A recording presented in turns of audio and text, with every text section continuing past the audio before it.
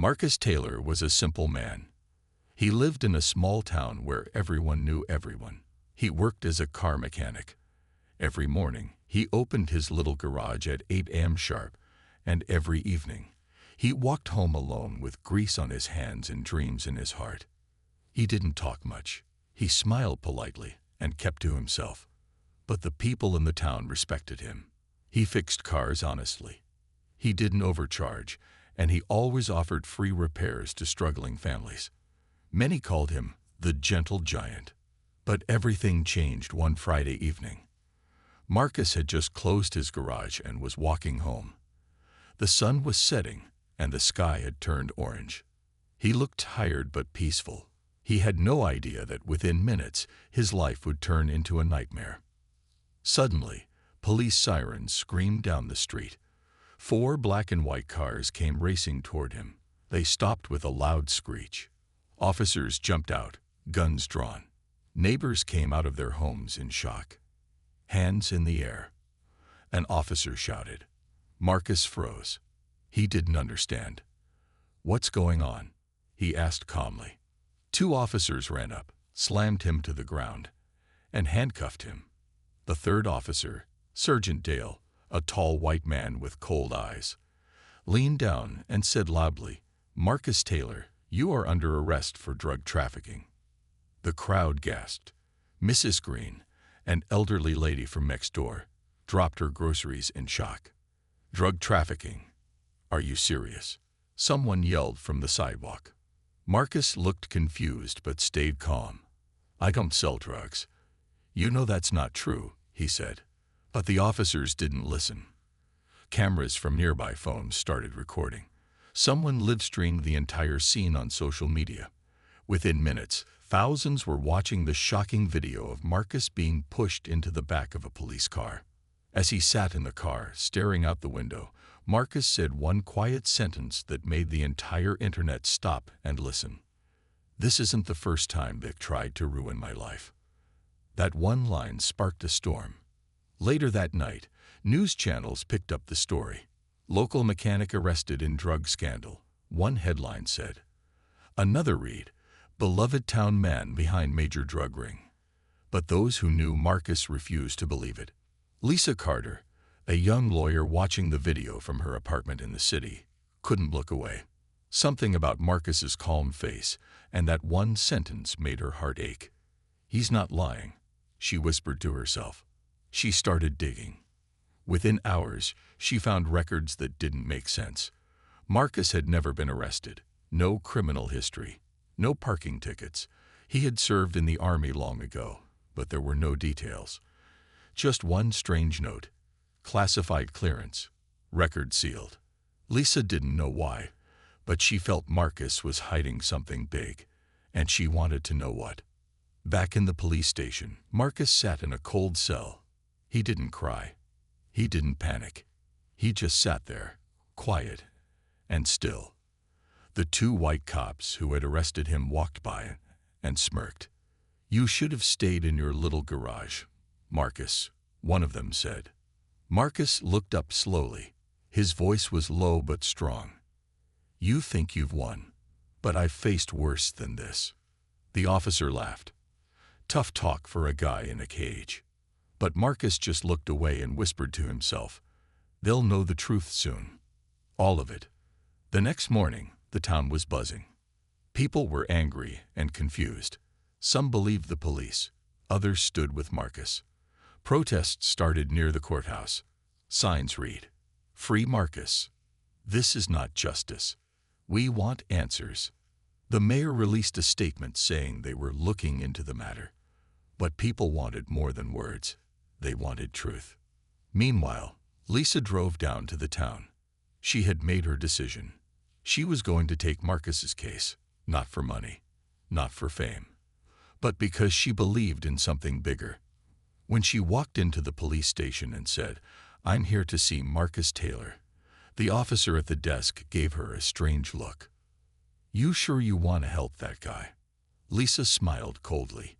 "Yes, because I think that guy is about to prove all of you wrong." Lisa Carter sat in the waiting room of the small-town police station. Her heart was beating fast, but her face stayed calm. She had seen hundreds of cases in her short legal career, but something about this one felt different, bigger, deeper. Finally, an officer opened the door and called her in. "You've got 10 minutes," he said. Lisa walked into the cold, gray room. Marcus sat on the other side of a glass window. His eyes looked tired, but strong. He picked up the phone on his side, and Lisa did the same. "I'm Lisa Carter," she said. "I saw the video. I believe you." Marcus looked at her for a long second. Then, finally, he spoke. "Then you should leave before they ruin your life too." Lisa leaned forward. "I'm not afraid. I want to help you. But I need to know the truth." Marcus stared down at the table. There was silence. For a moment, Lisa thought he wouldn't say anything. Then he whispered, "They've been watching me for years. This was just the final move." Lisa's eyebrows raised. Why? Why would two police officers risk everything to frame a mechanic? Marcus slowly raised his eyes. "Because I know something I was never supposed to know." That night, Lisa sat in her apartment, digging through public records. She searched Marcus's name, his Army ID, his background. Everything looked clean. Too clean. It was as if someone had erased his history. But then she found something. An old military news article, barely visible, showed a blurry photo of a young soldier standing beside a group of men in black uniforms. The title read, "Special Forces Team Disbanded After Failed Mission. Details Classified." And there was Marcus. Younger, thinner, but the same sharp eyes. Lisa leaned back. "Who are you, Marcus?" Meanwhile, in jail, Marcus was visited by an unexpected person. A gray-haired man in a suit entered quietly, without showing ID. He sat across from Marcus and smiled coldly. "It's been a long time, Agent Taylor," the man said. "I'm not that anymore," Marcus replied. The man leaned closer. "You should have stayed invisible. You've made powerful enemies." Marcus stayed quiet. The man stood up to leave but stopped at the door. "Don't talk. Don't fight. And maybe, just maybe, you'll walk out alive." Lisa got a call the next morning. A blocked number. A deep voice said, "Stop working on Marcus Taylor's case. It's not worth your life." Then the call ended. Lisa's hands were shaking, but instead of fear, she felt fire. "I was right," she whispered. "This isn't just a false arrest. It's a cover-up." She returned to the jail with more questions for Marcus. "What was the mission?" she asked. "What are they hiding?" Marcus looked around carefully. "We were sent to recover something overseas. We were told it was a terrorist base, but it wasn't. It was a secret U.S. lab, testing on prisoners. Innocent people." Lisa's mouth dropped open. "They killed the story, killed half my team, and made us disappear," Marcus continued. "But I saved the files. I hid them." Lisa leaned forward. "Where?" Marcus gave a tiny smile. "That's what they're really looking for." Outside the jail, the two white cops who arrested Marcus were watching. "He's talking," one said. "We need to shut it down." The other nodded. "Then let's make sure he doesn't make it to trial." Back in her hotel room, Lisa couldn't sleep. Her phone kept buzzing with unknown messages. "Back off. Last warning. He's not who you think." But her mind was already made up. She turned on her laptop and started writing her first court motion. Marcus deserved a real defense, and she was going to find out everything. Just then, an envelope slid under her door. She rushed over and opened it. Inside was a USB drive. No name, no message. She plugged it in and clicked the first file. Video footage loaded. Lisa gasped. It was grainy, but clear enough. The two cops, planting drugs, inside Marcus's garage. Lisa couldn't believe what she was watching. The video on her laptop clearly showed the two police officers, Sergeant Dale and Officer Rick, walking into Marcus's garage late at night. They looked around, made sure no one was watching, and then pulled out small bags of white powder. They planted the drugs under Marcus's workbench. Then they smiled at the security camera and turned it off. Lisa's heart was racing. She leaned back, eyes wide. This is proof. They set him up. But one question burned in her mind. Who recorded this? And why did they send it to her? The next morning, Lisa rushed to the jail. She showed the video to Marcus. For the first time, he looked shocked. "I never knew someone was watching," he whispered. "I thought all my cameras were shut off that night." Lisa smiled. "Someone is on your side. And now, we have a weapon." Marcus took a deep breath. "If you have that, then I need to give you something too." He passed her a small piece of paper. On it was a long code. "What is this?" Lisa asked. "The password to a hidden cloud folder," Marcus said. "Inside it are all the mission files. The real story. What they did. What I saw." Lisa's hands shook slightly. This could expose everything. Marcus nodded. "That's why they want me gone." That night, Lisa accessed the cloud folder. It was full of military reports, secret documents, photos, and video clips. One by one, she opened the files and saw the horror Marcus had witnessed. Human testing, illegal experiments, prisoners locked in cages, men in black suits ordering silence, and in one video, Marcus himself dragging an injured teammate to safety as bullets flew overhead. He had been a hero, not a criminal. Tears filled Lisa's eyes. They destroyed this man's life, just to hide their crimes. Meanwhile, the two corrupt cops were getting desperate. "We need to move fast," Sergeant Dale said. "That lawyer is getting too close." Officer Rick nodded. "Then let's make her disappear, just like the others." Back in her hotel, Lisa didn't know someone was watching her from across the street. She uploaded a few of the secret files to an online drive and made backup copies. She knew she wasn't safe anymore. But she had made up her mind. Tomorrow, in court, she would show everything. The planted drugs, the hidden video, and the documents from the mission. The courtroom was full the next morning. News cameras, local press, even online streamers had gathered. The story of Marcus Taylor had gone viral.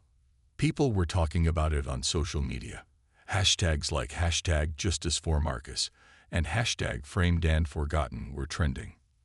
The judge entered. The trial began. Lisa stood up, calm but burning inside. She told the jury about the arrest, about the lies, about Marcus's past in the army. Then she played the secret video on a screen. Gasps filled the room. One woman cried. A man stood up in shock. Even the judge leaned forward. "Is this real?" he asked. Lisa nodded. "Yes, Your Honor. And there's more." Outside the courtroom, the corrupt officers realized things were falling apart. "We have to stop this," Dale whispered. But it was too late. A group of federal agents stormed into the courtroom. "Sergeant Dale, Officer Rick, you are under arrest for conspiracy, evidence tampering, and obstruction of justice." The crowd clapped. Cameras flashed. Marcus sat quietly, watching it all with tired eyes. Lisa turned to him and smiled. "You're free," she said softly. But Marcus didn't smile back. "This isn't the end," he said. "There's still more they're hiding." This was just the first layer. Lisa looked at him, confused.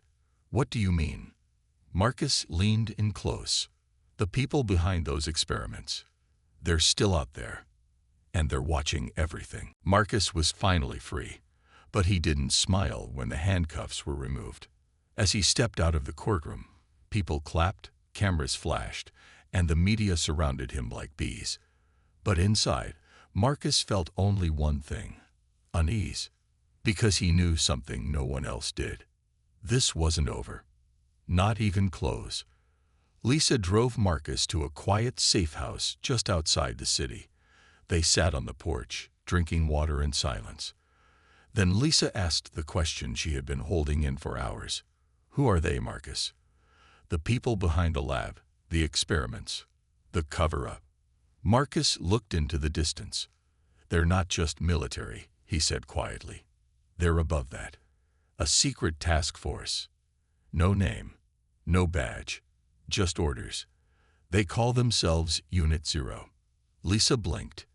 And you worked for them? Marcus nodded slowly. By mistake. I thought I was joining a mission to protect my country. But they were doing something else. Using war zones to test dangerous experiments on prisoners. Mind control, drug trials, even gene work. Lisa looked horrified. And when you found out, they tried to silence you. Yes, Marcus said. They erased my records, framed me, and waited for the right moment to lock me away forever. Lisa whispered, but someone saved your camera footage. Someone sent that USB. Marcus stared at her. That's what scares me. Whoever it is, they know more than we do. Later that night, Lisa got an email from an unknown sender. Subject: You're not safe. Message: They're watching. Get out now. Attached was a photo. It was Lisa's hotel room window, taken from across the street. Lisa's blood turned cold. She showed Marcus. They found us, he said. At 2 a.m., headlights appeared down the road. A black van stopped near the safe house. Marcus grabbed Lisa's hand. We have to leave. Now. They rushed through the back, into the woods. Behind them, the sound of heavy boots and flashlights echoed in the trees. Lisa whispered, Who are they? Marcus replied, Unit Zero's cleanup crew. If they catch us, we disappear forever. They ran through the dark forest for what felt like hours. Finally, they reached a small cabin, a place Marcus once used during his missions. Inside, Lisa collapsed, breathing heavily. What do we do now? Marcus turned on a hidden computer. There's one more file, he said. The most dangerous one. I never shared it. He entered a code. A video began playing. It showed a secret underground lab. Scientists, soldiers, and then something terrifying. People screaming, crying. Some were injected with strange liquids. Others collapsed. Lisa covered her mouth. Oh my God. This is what they were hiding, Marcus said. If this gets out, the whole country will know the truth. Lisa looked at him. Then let's share it. Marcus shook his head. If we do, we won't survive. Back in the city, the news was everywhere. Marcus Taylor found innocent. Cops arrested in framing scandal. But behind the headlines, Unit Zero was already cleaning up. All documents connected to the secret mission were being destroyed. People who spoke out were going missing. One reporter who mentioned the word Unit Zero on live TV was found dead the next morning. Lisa and Marcus knew time was running out. They uploaded part of the secret file anonymously online. Within hours, it went viral. But along with the attention came danger. Their faces were now everywhere. And so was the threat. That night, Lisa's phone rang. A voice she didn't recognize spoke calmly. If you value your life, you'll stop now. Last warning. Then the call ended. Lisa looked at Marcus. They're coming, she said. He nodded. Let them. I'm done hiding. Marcus and Lisa sat in the small cabin, surrounded by silence. Outside, the wind moved through the trees. Inside, tension filled the air. The video they leaked was now all over the internet. News channels were playing clips.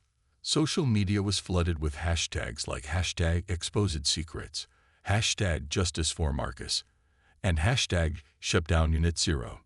But the question remained, what would happen now?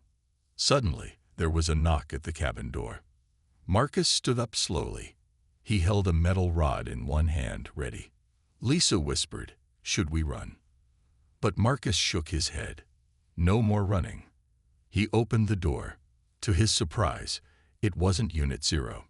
It was a group of reporters. We found you through a private source. One said, "The world wants to hear your story, Marcus. Are you ready to speak?" Marcus looked at Lisa. She nodded. He stepped outside and faced the cameras. That same night, Marcus sat in front of a live news camera. It was being broadcast worldwide. He looked calm, but his voice carried years of pain and truth. "My name is Marcus Taylor.